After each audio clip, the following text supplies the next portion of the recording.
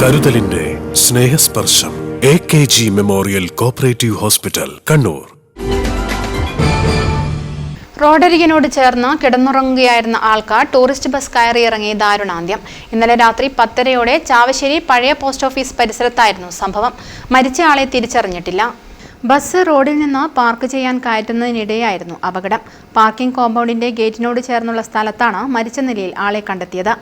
മൃതദേഹം കണ്ടവർ മട്ടന്നൂർ പോലീസിൽ വിവരം അറിയിച്ചതിനാൽ SICP ലിനേഷിന്റെ നേതൃത്വത്തിലെത്തിയ പോലീസ് മൃതദേഹം കണ്ണൂർ ജില്ലാ ആശുപത്രി മോർച്ചറിയിലേക്ക് മാറ്റി.